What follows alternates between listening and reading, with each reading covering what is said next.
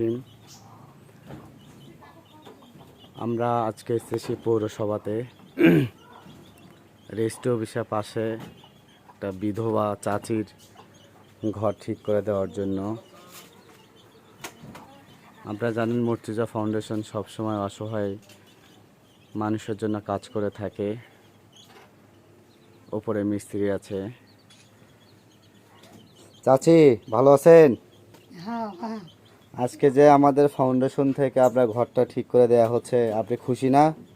খুব খুশি আপনি তাহলে আমাদের ফাউন্ডেশনের খুব খুশি বাবা। হ্যাঁ দোয়া করবেন। আচ্ছা। আর আমাদের ফাউন্ডেশন থেকে যে ঘরটার যে বিষয়ে আপনি বলেছিলেন, খুব শান্তি পাওয়া আপনি গেল তো বাবা। হয় এই ঘরটা উপকার কিন্তু কেউ করেনি। কেউ করেনি না? এই যাবৎ বহু কাজ করে আনি। আচ্ছা। যাই হোক, আমরা তো জানতাম না যে আপনার এই ঘরের অবস্থা এরকম। হ্যাঁ, আরো একটি না হলে কবা বছর 10 বছর হয়ে গেল কাম করা। হ্যাঁ। সে ওই রাজনীতি করে। আচ্ছা, তো বিষয়টা হচ্ছে আমরা তো জানতাম না যে আপনার ঘরের অবস্থা এরকম। খুব কষ্ট। আপনি যেহেতু আমাদের পড়িয়ে হলে আমি বাসার থেকে দৌড়ে আসি। তাই না?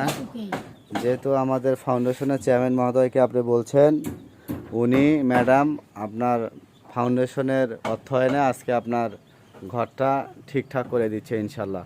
তাহলে আপনি আমাদের ফাউন্ডেশনের জন্য দোয়া করবেন, আচ্ছা, যার অর্থায়নে, যে ফাউন্ডেশনের অর্থায়নে আজকে আপনার ঘরটা ঠিক করে দেওয়া হচ্ছে। হ্যাঁ, ওই পরিবারটার জন্য দোয়া করবেন ইনশাল্লাহ। হ্যাঁ, আচ্ছা। আপনি খুশি তো নাকি? খুশি বাবা। ইনশাল্লাহ দোয়া করবেন তো? আচ্ছা, দেখতাম। ওকে, ঠিক আছে।